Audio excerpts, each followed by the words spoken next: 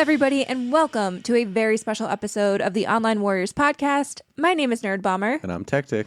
And we have a third guest with us today, Coco Kinnon, the frontwoman from Winona Fighter. If you guys haven't heard of Winona Fighter yet, they're an awesome punk band with high-octane energy. If you've ever seen a show, you know exactly what I'm talking about.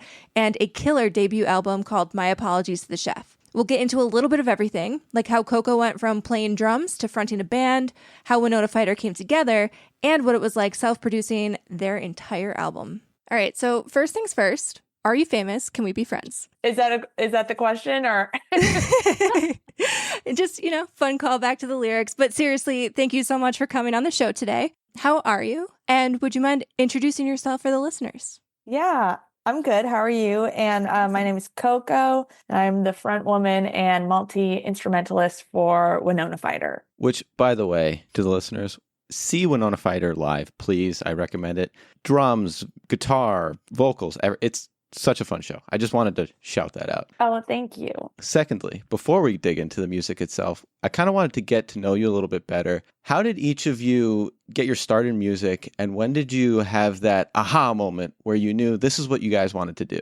Yeah, I think the beautiful thing about Austin, Dan, and myself is we all come from like pretty different backgrounds. So I grew up in New England, and there's just such a amazing punk and hardcore scene up there that I was surrounded by. And my first instrument was drums. I'd always, from the time I was a baby, always wanted to play the drums. And I was able to be a part of that scene at a very young age. 11, 12 years old, playing in churches or basements or even bars. Oh, that's incredible. So that's kind of where my whole journey started, was like, I really wanted to play drums. I really wanted to play rock drums. And then just kind of like falling into this amazing scene that was the New England, Boston hardcore punk scene. And then Austin, he grew up in Minnesota, and he always says like his introduction to the bass was he saw Adam Clayton from U2. He saw that iPod commercial. Oh yeah. I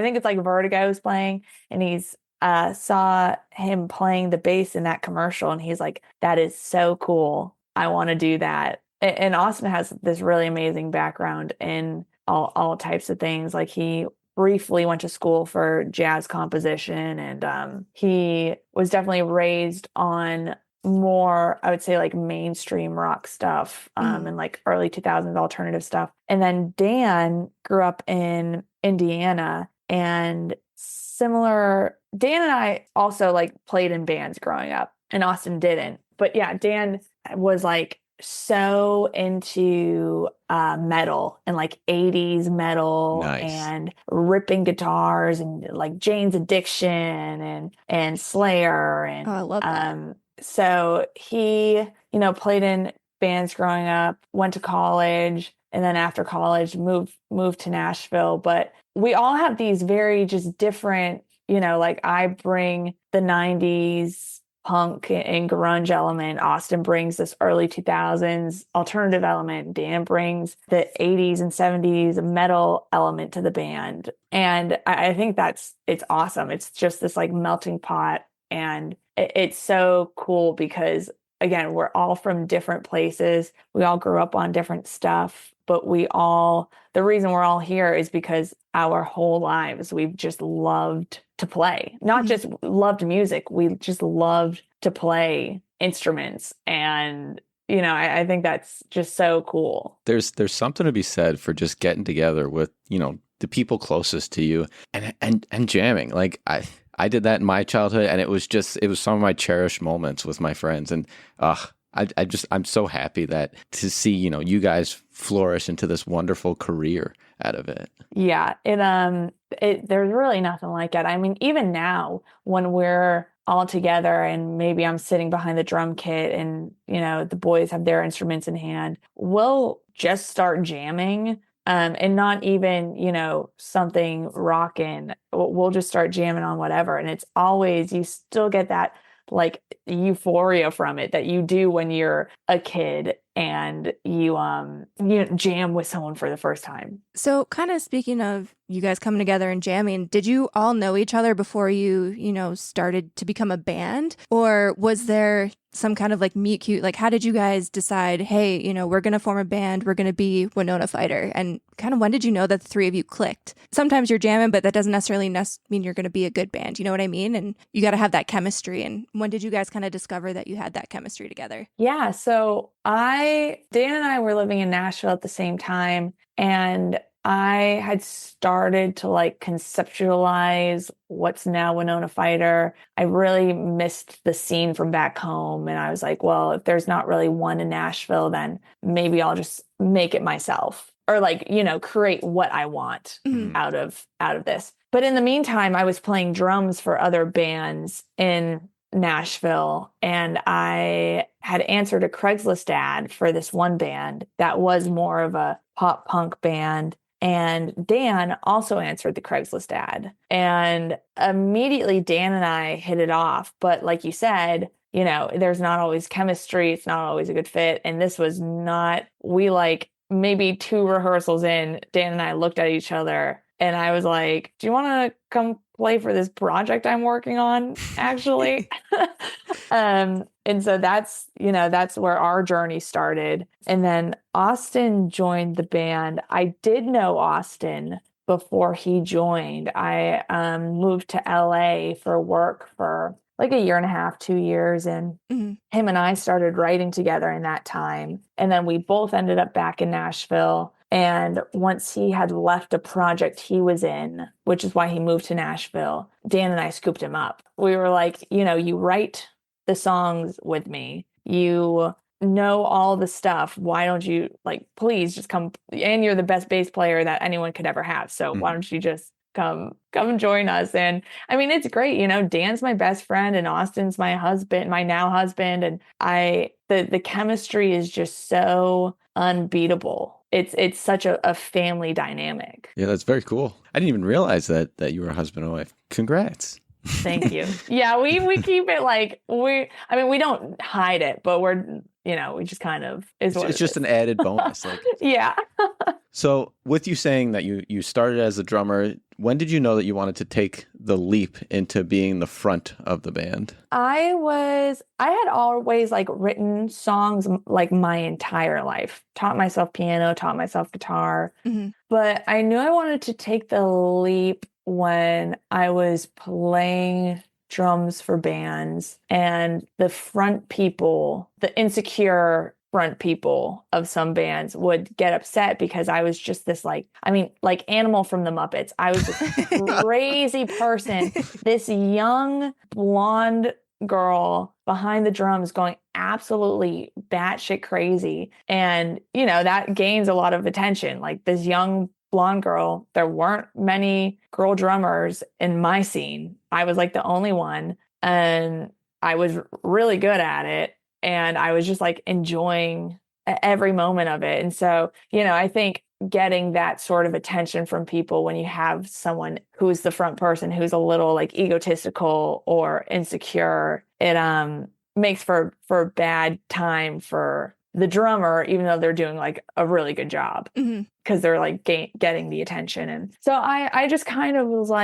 at some point, I was just what if I tried to do the front person thing? I'm writing songs. I like to be animated. I just don't know how far in my career I'm going to go if right now as a young drummer, I'm getting kind of pushed away from opportunities because I am enthusiastic and good at what I do. So I was like, what if I just tried and I did my songs and I can be as wild as I want when I'm up there, and I can have a drummer that's crazy like I am, and I'm going to understand where they're coming from, and it's not going to bother me one bit. So that was my mindset behind it. I think I just got burned a lot from drumming in bands, and I was just damn, maybe I should just take this into my own hands. Someone's gotta get you one of those marching band setups so you can have your cake and eat it too. just be Yeah. front stage and have it. It's going to be heavy and tiresome, but you can do it. Yeah. I mean, I will say you mentioned that you're super energetic, and we did have the pleasure of seeing you guys when you opened. You guys put on an amazing show, and I mean, you were absolutely electric, brought so much energy. And how do you maintain that energy night after night? Especially, you know, I assume being on the road has to get tiring at some point, but you guys, like I said, you were super electric, going all over the stage, just brought so much energy to the set. How do you keep that up? Thank you. You know, I try to take really good care of myself off the road. I do try to on the road as well, but it's, you know, it's so grueling. I like live a very active lifestyle, and you know, it's funny because some nights right before I have an autoimmune disease and a chronic illness, and so some nights before we go on stage, I will literally be like eyes half closed, like, oh my God, I'm so tired. And then it's like, I think I just love it so much. I love playing shows so much. It's like just then You just lock in. I like the second it's like, okay, 9:30, the walk-on song's going on, let's go. It's like a snap, and it's like, okay, I am locked the fuck in, and we're gonna do this show, and then I'm gonna get off stage, and I'll have about like an hour of adrenaline, and then once that adrenaline leaves, I'm like, no one talk to me, no one look at me. I'm gonna go to sleep. So yeah, I think it's just one, you know, trying to stay as healthy as possible and stretching and all that stuff. Mhm. But then two, it's just like it's it's just like something switches in you. Cool. Serious question. We love the name, but what's the origin story of Winona Fighter? And did you have any crazy backup names that ultimately got scrapped that no one, you know, knows about? Oh, that's a good question. Well, for starters, Austin came up with the name. We for a very long time before we released the Father Figure EP, we were just going by Coco, which I, you know, never really liked. We live very like private lives. I didn't like, and it's a band, you know, so it's like the whole thing was weird. But you know, we were just going out there and playing shows, and so we were like, oh, it doesn't really matter what the name is right now. But then we were about to release the EP, and we were like, okay, if we're gonna pick a name, it's like now or never. And so, months of back and forth, mostly just like Austin and I going back and forth. And then, you know, we would present something to Dan, and Dan would be like, yeah, sounds great. I'd be like, no, Dan, tell me what you think. And so then one night we were just sitting on the couch, and I think like Austin really liked, you know, the names like the Dandy Warhols and just cool pop culture references. And so he said, has anyone done anything with Winona Ryder? Do you think would Winona Fighter be cool? You know, it's feminine but masculine, sweet but tough. I think like a perfect representation of us. But I said no. Oh, really? You rejected it? Yeah, I was like, I don't think so. And then we went on a hike the next day, and he kept saying it. He was like, Winona Fighter, would that be cool? And so I had texted my sister on this hike, and I was like, write this name down on a piece of paper, put this on a mock t-shirt, and let me see what it looks like. And so then once I got a look at the name and I thought about it, I was like, okay, you know what? I think this will work. And one of my favorite bands is Foo Fighters. So it's like, you know, I think there were a lot of parts to it that started to make sense. I would have never thought to t-shirt test a band name. That is genius. Yeah, I really had to look at it, because I'm like, okay, if this band does as well as, you know, the hard work we're putting into it and the hope that we're putting into it, then we're going to want a name that we can, you know, stand in even just 5 years. So yeah, I had to look at it on a few different things for a very long time, but I'm very, very happy with it. Yeah, I mean, I think it nailed the vibe of your band, and I honestly can't picture you guys being called anything else at this point, so I think you guys nailed it. Cool.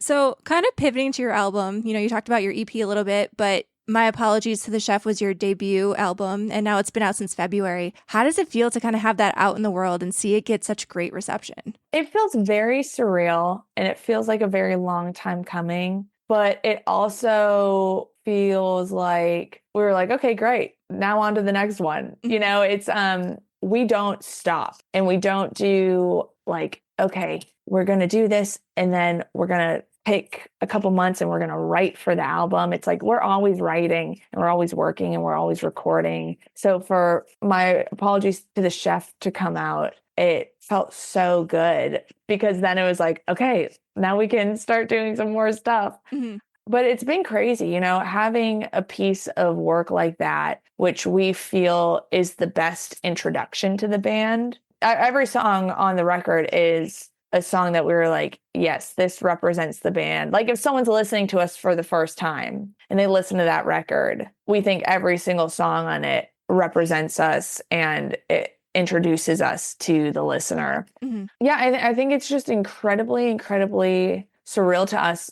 because there is the album release aspect of it, but then there's also the aspect of like, oh, we recorded this whole thing by ourselves in our garage. And our label, which is an indie, that's a, you know, subsidiary of a major, was like, yeah, cool. Like you guys can totally do that. That segues really nicely into my next question. So the entire album was self-produced, which, by the way, impressive. Not every band takes that path. Do you think that made it more challenging, or do you think it made it more freeing since you had full creative control and you were able to make those, you know, does this represent us decisions? Yeah, it's really, I mean, DIY is all I've ever known. Mm-hmm. Like my whole life in the scene I grew up in, when this band, before this band got discovered, and even after discovery, I mean, we're so fortunate for our label and our managers and our agent, but it's like at the end of the day, I'm still putting in just as much work as I did when I was DIY. Like I'm a part of everything.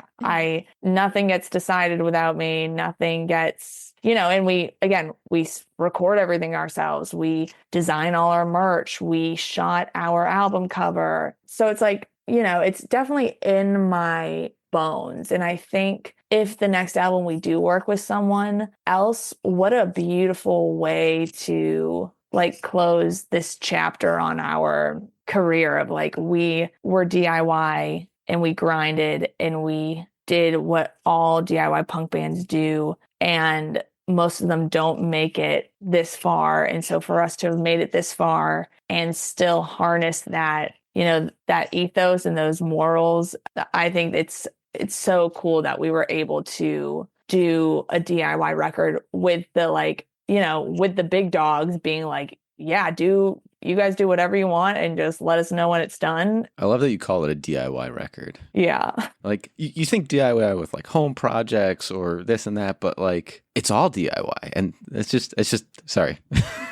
No, it is, you know, and I saw someone tweet the other day and I responded to it, but then I deleted it because I was like, I don't want to get into it. But I like saw someone tweet, and not at us, just in general, but they were like, what is it with bands calling themselves DIY bands if they have a label and an agent? What do you think DIY is? And my, you know, thought behind that was like, well, do DIY bands not deserve to reap the benefits of their hard work? Also, they don't know what labelers and agents do. Right, exactly. And so it's like, it's you know, it's very interesting. It's interesting for us to be like, yeah, we did this ourselves. And for some people to be like, well, but you have XYZ. And it's like the team we have, they just want to like elevate what we're already doing, which I think is so cool. And we held out a long time for a team because we were like, we need people who are going to, if we're like, we want to record our debut record in our garage, and the only people who are going to touch it before it goes to mastering are Dan Austin and I. We were like, we need a team that's going to say, okay. And honestly, you know, sticking to those guns and making sure you found a team who would support you, like that is very rare in any industry. I feel like a lot of times bands, artists of any kind, you know, once you get signed, there's just so much outside noise. So being able to kind of retain that control and holding out for exactly what you wanted is very commendable and impressive too. Thank you. Yeah, I am a stubborn bitch, and Dan and Austin support me every step of the way. But yeah, it's so cool. And the record, my sister shot the album cover, and that's her boyfriend and her best friend as the parents, and then the little girl is our manager's daughter. And oh, so you weren't kidding. It really is like an all family affair. I love it. yeah, it is. I mean, it is through and through a DIY record. And also, the songs aside, like I said, it was such a beautiful introduction to us. Absolutely. The songs are an introduction, but also we made this ourselves. Here you go. So kind of digging into the songs themselves a little bit. I mean, you mentioned even though this album's out, you're already, constantly writing. What does your songwriting process look like, especially since you have the background of being able to play several different instruments and also sing? Like, do you start with music? Do you start with lyrics? Do you guys all come together and kind of work on a song together? Is one person kind of like the main lead on new ideas, and then you all kind of, chip in and fill it out? How does that kind of work with you guys? Yeah, it really is different all the time. Like, there's no method to the madness. Like, sometimes it'll just be me and I'll just write a song. The majority of the time, it's Austin and I writing. Mm-hmm. Sometimes we'll bring in a collaborator. It's very rare we'll find someone that we really like to work with, and we work with them more than once, just because we are so like, we know what works for us. Mm-hmm. But then sometimes, yeah, Dan will bring in a riff and we'll go off of that. Sometimes I'll have a drum beat. I mean, sometimes it can be as simple as like Austin will ask, well, what do we want the audience to be doing? Oh, yeah. Do we want them to be jumping? Do we want them to be throwing elbows?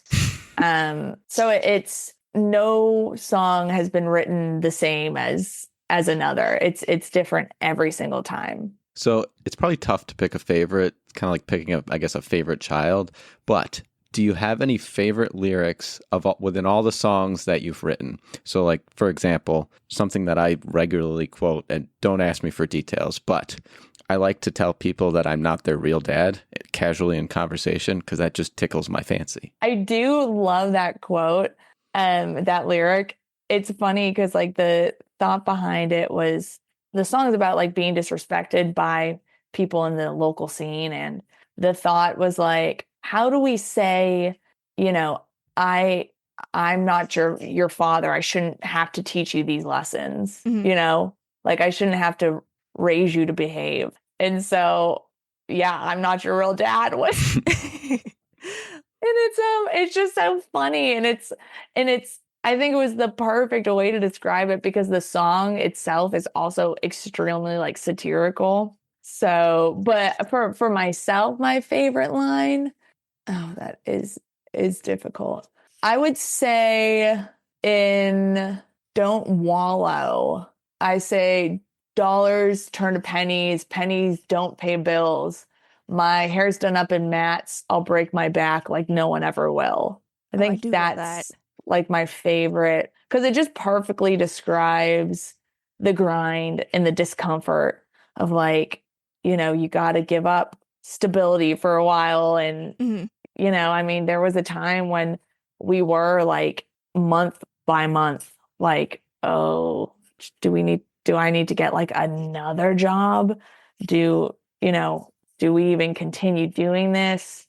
I like cut all my hair off before we went on tour with Bayside last year, because we would be on the road and it would get so matted. I could like barely, because we would, play the shows, drive an hour, 2 hours to the hotel, just go to sleep, wake up, have to drive some more. So it just like cut all my hair off because it was nothing but knots and, just break my back. So break my back in the way of like busting our ass to do this. And then it's like post show, you're just so sore also.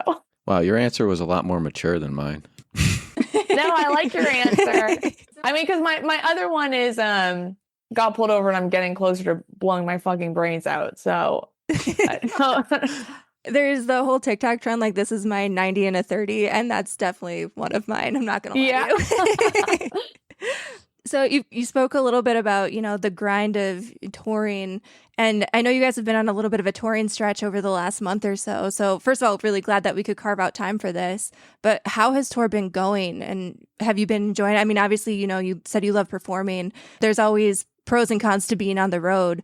How has the touring experience been? Oh my gosh, it's been amazing. We have been headlining this whole year, which is a very scary step to take. But like full transparency, we weren't really getting any tour offers. Mm-hmm. So, and I think a lot of people wait for an offer to come in, or they'll accept an offer that's just like not worth the squeeze. But we were like, okay, well, we're just going to go do it ourselves and like prove ourselves and make people realize like this is the band you should be bringing on tour with you. But it's been just, I mean, completely beyond us. The February March run, like the first leg was incredible. We had sold out quite a few of the shows.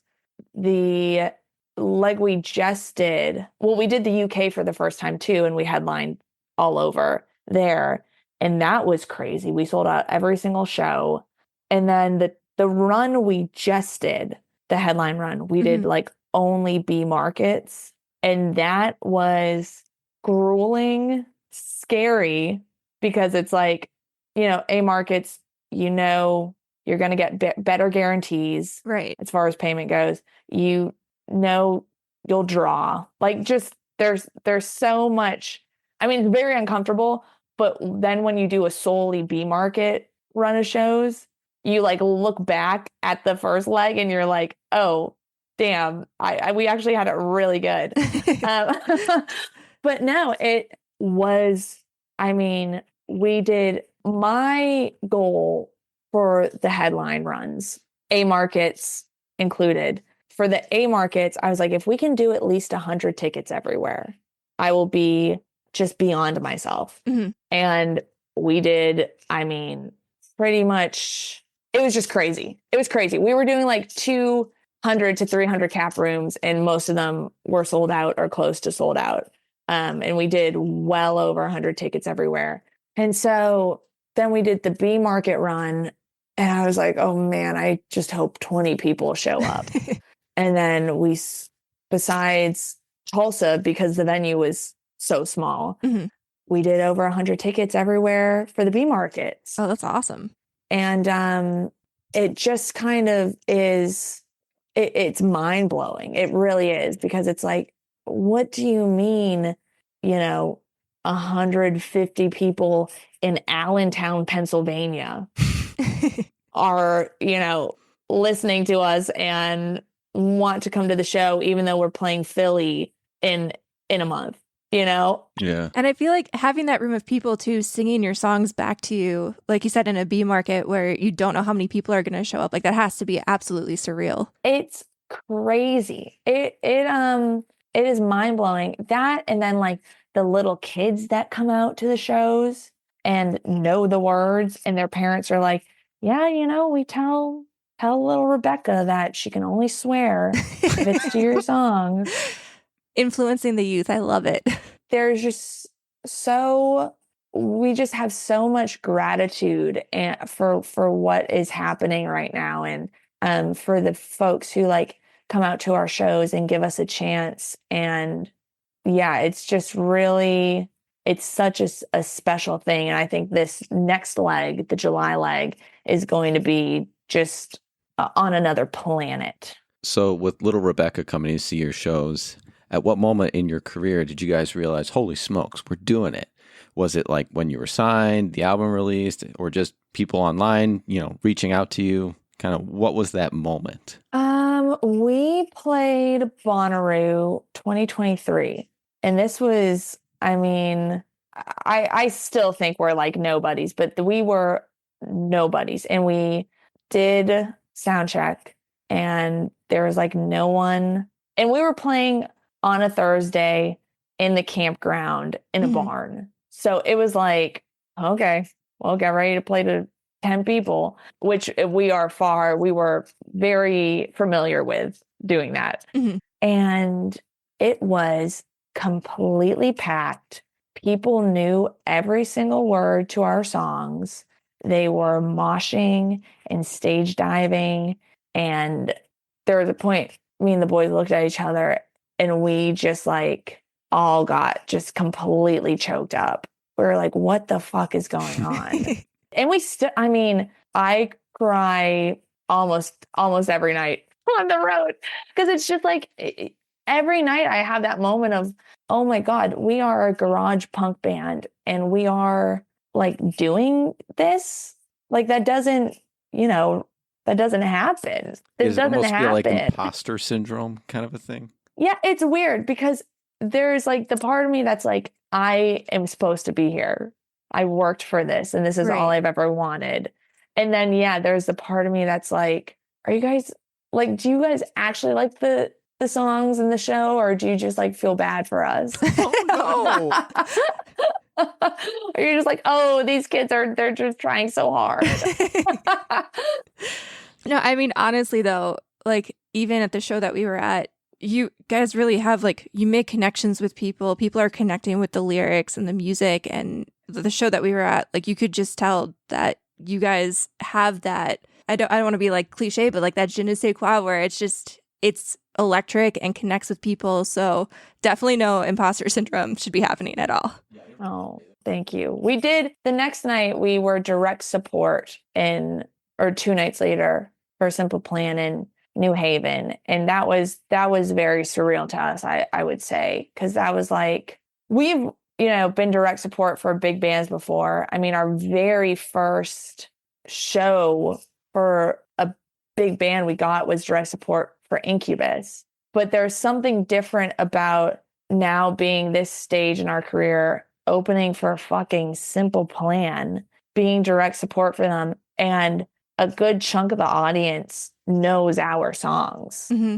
Like that's indescribable, bizarre feeling for sure. So, like I said, we really appreciated you coming on and chatting with us. Before we kind of close out, couple last shout outs. What are some of your biggest music inspirations? I mean, you mentioned that you were a huge fan of the Foo Fighters. And also, like, what are you listening to right now? What are some bands that you think people should know more of? What would I find on, if iPods were still around? What would I find on your iPod? I would say as far as biggest musical inspirations go, yes, definitely Foo Fighters. I'm a big Offspring fan. As far as punk bands go, I mean, the Descendants, Youth of Today, Gorilla Biscuits, they were a huge influence. Mm-hmm. I would say as far as alternative bands, Fall Out Boy was a huge influence.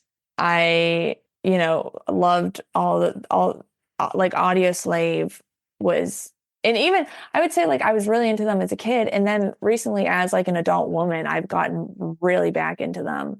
But just all those just freaking killer bands. And it's so funny, like I'll like do an interview and I'll say like, yeah, Foo Fighters, Audio Slave, Nirvana.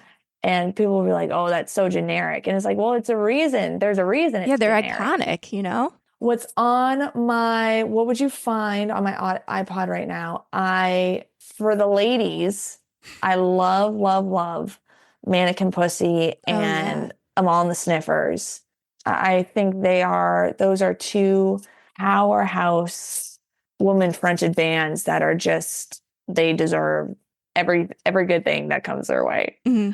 I have been listening to a lot of, here, let me just pull up my Spotify because we just got off the road. And so I will have so all of your what I've core been tracks. listening to. Let's see what we've got here. Getting a live reel. Okay. I do love Chapel Roan. Oh, yeah. Fantastic. I just think she is a badass. Yeah, I've actually been really into like pop stuff lately. I think it's the summer. The summer does it to me. So now we're starting to diverse that portfolio. Here we go. I've like never really, like, I can't remember the last time I had like a pop phase. Maybe when I was a kid, I loved like Backstreet Boys and Christina Aguilera and all that. The classics. Like I love Doechii right now. Mm-hmm. I think she's a badass. And I love rap and hip hop that has elements of just like that kind of like punk grit. Like I think Tyler, the Creator, does a really good job of that.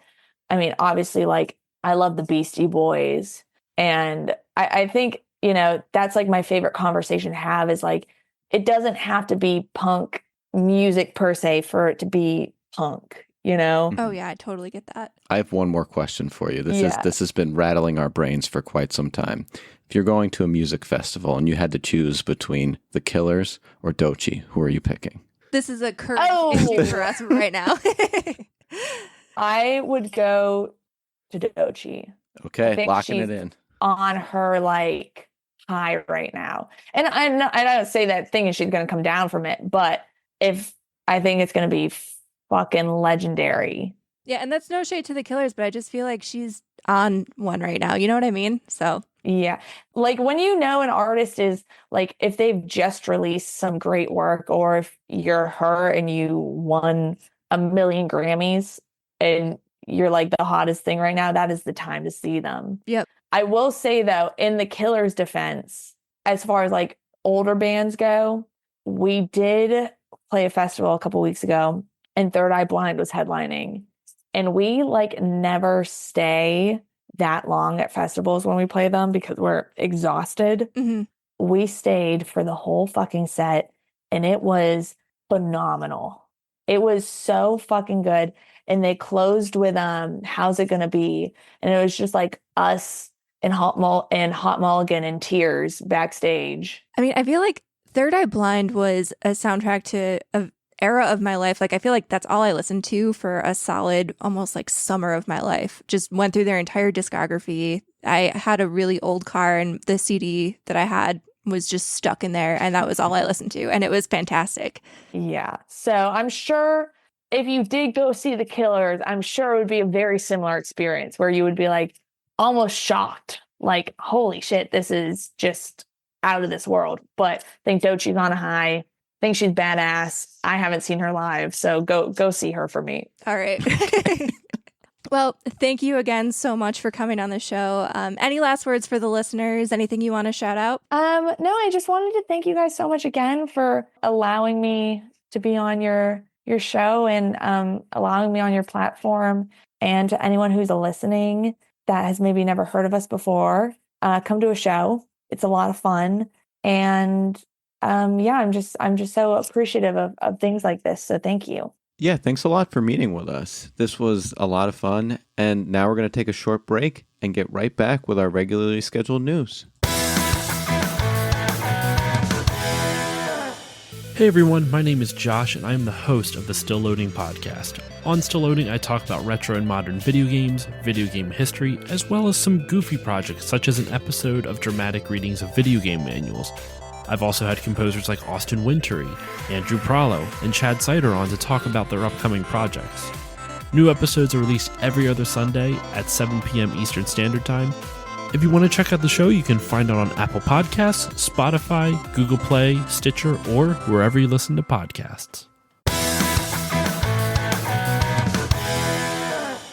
All right, and we're back. Thank you again to Coco for stopping by the show. That was such a great chat. And we have a full docket of news and what are you up to, as for our usual show. But before we get into it, we do also have to shout out our fantastic Patreon producer, Mr. Stephen Keller. Give yourself a bow. Stephen is fantastic and has been supporting us at the night level for quite a while now. As a producer, he gets this weekly shout out. He also gets occasional guest spots on the show, as well as access to our secret segment and monthly vlog. If you want to be as cool as Steven, head on over to patreon.com/onlinewarriorspodcast. You can help us keep the lights on. There's 3 different tiers of support with various level of extra bonus content for you to enjoy. So go ahead and check it out. And now, we have some movie news, we have some arcade news, and we have some TV/video game news. Techtic, what do you want to start with? Chuck. All right. So you guys know we're big Chuck fans. We love the TV show. That's not what we're talking about. We're actually talking about Chuck E. Cheese. Over the weekend, it was actually announced that Chuck E. Cheese is opening 10 adult arcade locations. So if you're not familiar with Chuck E. Cheese, it's basically a kids arcade. You know, there were animatronics back in the day. I feel like they got rid of most of those now. They used to have like sky tubes, ball pits, all that jazz, and, you know, arcade games that you would play for tickets, and then you would get to bring home fun prizes. And pizza. And lots of pizza. Fun fact, I know this is a little bit of a tangent, but if you ever go on like DoorDash or Grubhub and you find a place called Pasquale's Pizza, that is actually a ghost kitchen for Chuck E. Cheese. And it's not going to be like the local pizzeria that you expect. It is going to be Chuck E. Cheese pizza. So just be cautious of that. If that's what you're into, though, like, yeah, like look out for that. I have no beef with Chuck E. Cheese pizza. It has a time and a place. And the place is usually not when I'm ordering delivery. But so they've announced that these Chuck's arcade locations are going to be based in malls, and they're going to have more adult-oriented games like you would see at Dave & Buster's. So they're not going to be like the kind of kiddified version of games. You're going to have more, shooter games. You're going to have Need for Speed racing games. You're going to have the classics like skee-ball and basketball and all of those. But they are going to be, smaller locations. You're not going to have food available. You're not going to have pizza. I think in a few select locations, they will be serving like beer and alcohol, but for the most part, no pizza. And only a few select locations will also have prizes. But in those locations, they will have like retro prizes. So callbacks to the good old days of Chuck E. Cheese back in like the 90s and 2000s. But that's the only retro. The games themselves aren't like, they're all modern arcade tables. Like it's not, do not be confused by the retro thing. And the other side of it is that makes me kind of like, I'm going to go right hard on the Debbie Downer. This is, to a T, the shitty mall arcades. The basically single deep room of like arcade games. And like, I don't know, who's doing that at the mall? Well, I think what is going to be really interesting is how it'll compete in the same space as Dave & Buster's, because Dave & Buster's kind of has this niche already cornered. With a lot more real estate and games. Tons more real estate. And food. They have actual legitimate food. Like, again, no shade to Chuck E. Cheese pizza, but like you could actually get like really fancy like shrimp meal. I don't know if you would at Dave & Buster's, but they have the option. They have a really nice bar. They have TVs. Like it's basically a sports bar and a restaurant and arcade games all in one. And so I'm struggling to see how Chuck's Arcade is really planning to compete in this space. I don't know. And as someone who is a big Dave & Buster's connoisseur, I don't know if I would pivot to Chuck's Arcade just for the nostalgia bait. I don't think I would. I agree. And I think the not having the food is the biggest thing, because if you bring up Dave & Buster's as a competitor is probably one of the most astute things to say, because if they're going to try to be in this space, at least match them. Have your own unique food. Now you can truly leverage that nostalgia, but also like have the ball pit. Like have these things that made Chuck E. Cheese, and not just Chuck's Arcade. To be fair, though, I don't know if I would want drinking adults in a ball pit, because as a kid, I remember those things were disgusting. Like I was at a birthday party and it wasn't somebody in my group, but I distinctly remember. So first of all, I was in the Sky Tube, which I think they got rid of most of those because I think they were like a safety hazard, and it was really difficult. Kids were getting like stuck in them. Right. And like as an adult, they were really narrow, so you couldn't necessarily send everybody Adult up. Sky Tubes. But here's the thing. So while I was at this birthday party, I saw a kid throw up in the Sky Tube, and I was like, oh, and it smelled, because those things were like pretty hot, contained space. So it was really smelly. So I nope out of there. Then follow him to the ball pit, where he throws up again in the ball pit. And why were you following him? I mean, I just happened to go to the next thing that I wanted to do, and he was also there and Ralphed in the ball pit, and nobody cleaned them. Damn it, Ralph. He wasn't Ralph. He was just Ralphing. So I don't know if I want drunk adults necessarily to have access to a ball pit or Sky Tubes or anything like that. But I will say, like, I just don't know exactly who this is for, because I feel like the people who want this chain style arcade, they already have what they want in Dave & Buster's. And unless they're really going for Dave & Buster's in terms of like pricing or ticket output, I don't see how they're going to compete without the food and bar aspect. And then if you don't want like this super clean chain experience, I feel like most people then just go to their local arcade. Because I know around us, like we've gone to arcades and they've got all of the retro pinball machines against a wall, like so many different pinball machines that you can't even think about them all. There's all of the retro games, like the beat 'em up Teenage Mutant Ninja Turtles games. And then they do have some of the like chance games, but for the most part, they're just like the classic arcade games. And I just feel like this is not that vibe either. So yeah, this gives you the weird card swipe, like hyper capitalism arcade vibe, and I'm not here for it. Sidebar question. Chuck E. Cheese notoriously, though, the company that owns them has like not been doing financially well. If this isn't it, what do they do? I don't know. I mean, part of me wants to blame the scary animatronics. I know they got rid of those, but I feel like they spent. If you look at like the with franchise, Five Nights at Freddy's, this would be when you bring them back. This would be where you bring them back. They have to be so expensive to maintain, though. And I'm trying to think of like all of the time in the 90s and 2000s, like every single Chuck E. Cheese had at least like 5 or 6, because they used to have like the Chuck E. Cheese band. So they had multiple animatronics, and those things, like part of why they got phased out was because they kept breaking down and were expensive to maintain. And so they can't bring that back. I don't know what their next step is. I think this is kind of like a last dash. I think, honestly, just lean into the kid aspect of it. Don't try to come for Dave & Buster's, because I don't think you could be successful there.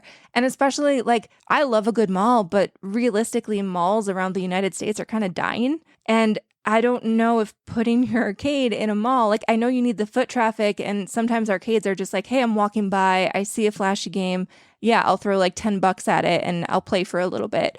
But also, like, nobody's in malls anymore. So I don't know if that's even a successful idea either. Chuck, you got to figure it out. You guys are you're on a death spiral. I don't know about that. I don't know. Like I said, though, we are Dave & Buster's connoisseurs. I mean, we watched some of the YouTube videos touring some of these new Chuck's arcades, and there's a lot of overlap in the games. Before we move on from this topic, you know, we have a Dave & Buster's electric guitar. We have Dave & Buster's apparel, like t-shirts, hoodies. We went on a bender when we were poor college kids. Well, what was your favorite, though, you know, type of game that you would play in an arcade? Especially, it seems like a lot of these are like games of chance. What were your favorite games to get like the most tickets? The like clown throw ball thing. And that's a good point. A lot of these were arcade games, and they don't have anything. They have few things like the basketball game, the knock the pin down games. A lot more like physical games that are more than just exactly the random game of chance that's pure digital, so you can't leverage your skill. Those kind of things get people excited and bring them in because you have a chance for a true game of skill, and so that's important to me. Well, I feel like too, I really like those games as well because you can play them by yourself and try to beat the high score and get the bonus ticket, but you can also go in there with a group of friends and you can compete, and it feels a little bit more like a group activity. And so I always like those. But I do have a little soft spot.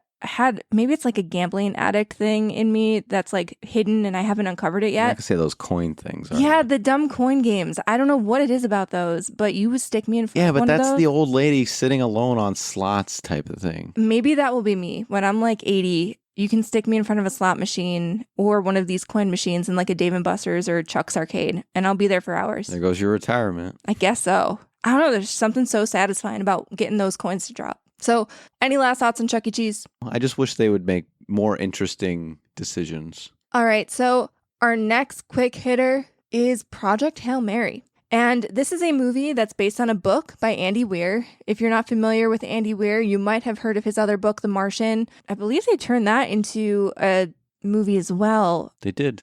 With Matt Damon. Yeah, and he made poo potatoes. Did he really? You don't remember The Martian? That was the whole thing. He made fertilizer with Martian soil, his own fecal matter, and survived on potatoes. I remember reading it. The Martian came out, I want to say it was like over a decade ago.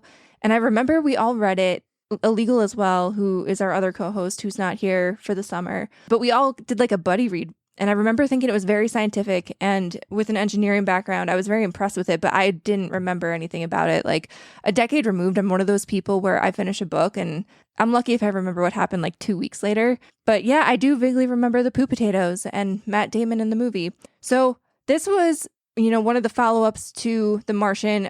Obviously not connected. It's not like a sequel or anything, just a completely different standalone book, but a follow-up. And the story follows an astronaut who's actually a teacher turned astronaut who is the sole survivor of a mission to try to figure out why the sun is burning out. And he has a PhD, but found himself, teaching middle school because he found that to be more fulfilling. He's kind of humanity's last resort to figure out what's going on, stop the sun from burning out, stop the earth from basically freezing over and killing all of humanity. And while he's up there, and this is kind of a spoiler if you haven't read the book yet, but they also showed this in the trailer, so it's a little sticky wicket here. But he ends up meeting and befriending an alien. And I don't want to give any more away about how the story unfolds, but a lot of the movie focuses on, the science of what's happening with the sun, but also his relationship with this alien. And the movie is starring Ryan Gosling as the main character, which I think honestly works really well in terms of casting. Like, I think in this trailer, he plays both nerdy as well as charismatic very, very well. Great casting. And he has that, like, he can play dejected, but also funny. Like, he has a lot of comedic one-liners. And I feel like in every movie, he delivers those super well. And this character is, I don't want to say snarky, but throughout the book, has a little bit of a sense of humor about himself, especially as he's trying to survive by himself in space. You kind of have to in order to, keep your mental wits about you. So I think astute casting. And honestly, as someone who's read the book, I was kind of taken by this trailer. I'm really excited about so this adaptation. you know what's going on? I do know what's going on. Did you not read Project Hail Mary? I did not. Oh. It was recommended to me. It's on my list, but I haven't read it yet. I have a theory. I think it's the little alien dude sucking out the heat of the sun because they need like cold rock, because that was like a rock alien.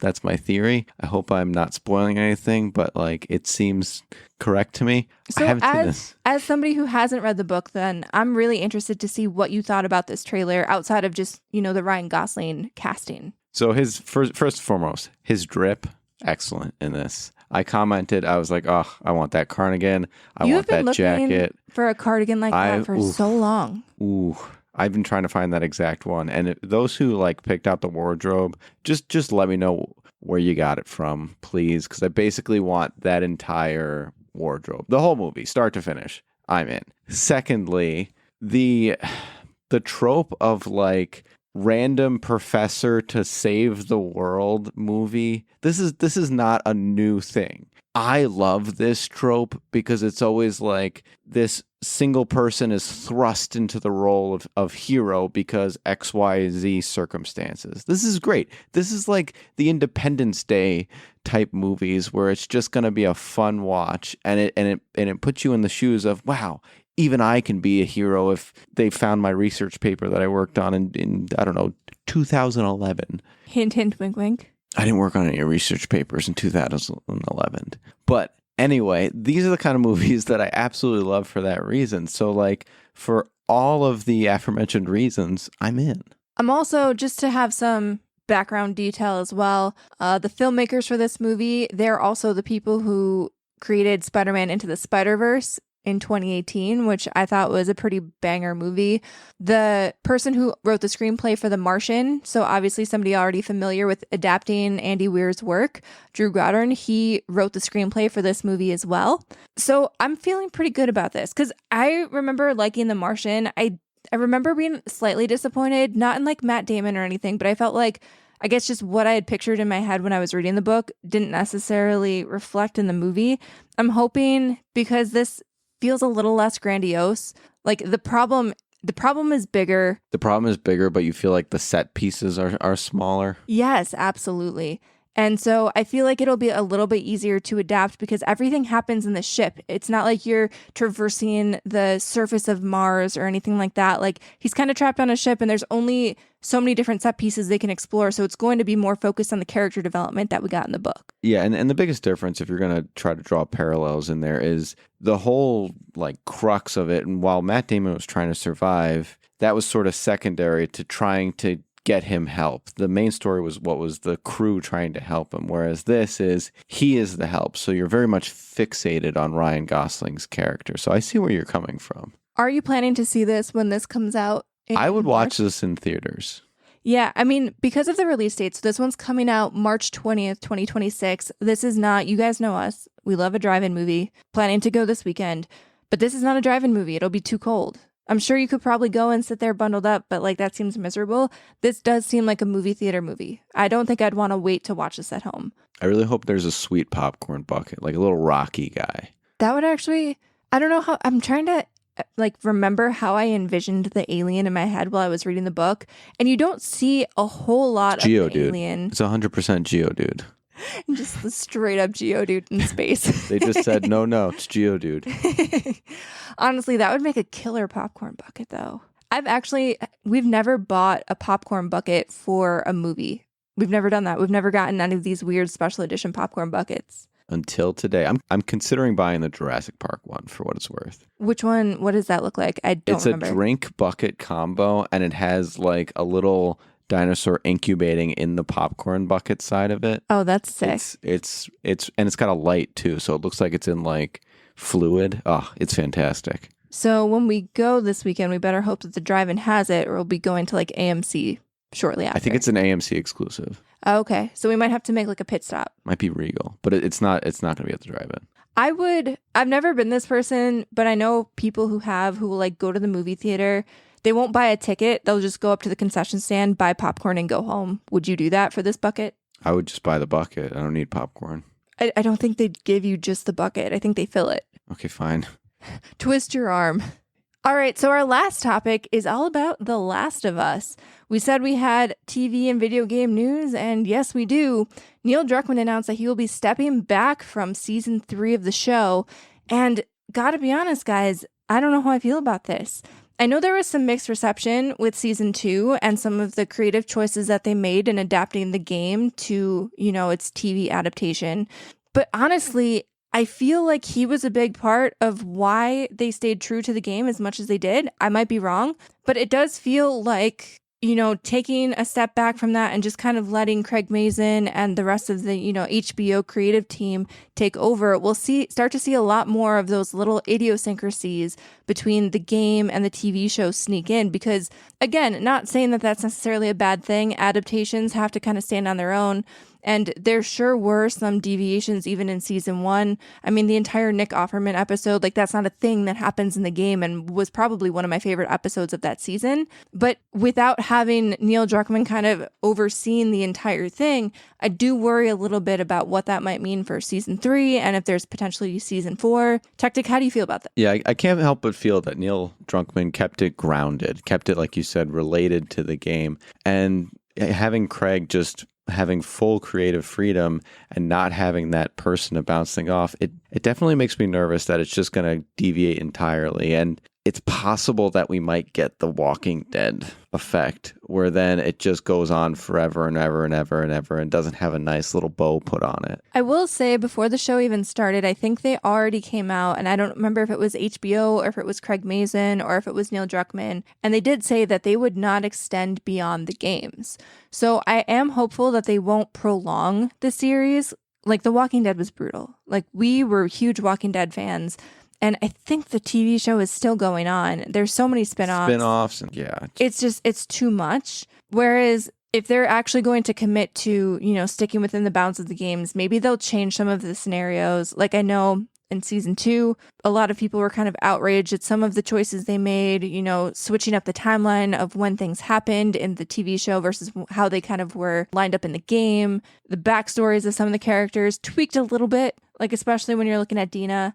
I'm sure we'll probably start to see a little bit more of those, but I don't think I see Craig Mazin like running and being like, okay, now I have full reign to go 10 seasons deep with this show. Well, I mean, we're already seeing the trend to milk it for as long as possible with season 2 is now broken up into what is effectively 3 seasons. And that is by definition milking. I don't know if that's milking though. Like I know people are upset about it. And from a timing perspective, I do agree that especially, and I don't want to get into spoilers if people haven't watched season 2 yet, but where the season ends, to ask people to wait a year, 2 years, and then maybe another 2 years on top of that for the next season to get full resolution for some of these characters does feel a little insane, but I don't know if they're milking it. I think if we were in an era where TV seasons came out a lot quicker like we used to, I don't think it would be that bad. I don't think we'd see it as milking it. I kind of see it as them taking their time to make sure they did it right. But yeah, I kind of agree that it could go a little too long. I do think people might jump ship if they are really being told you have to wait 5 years to,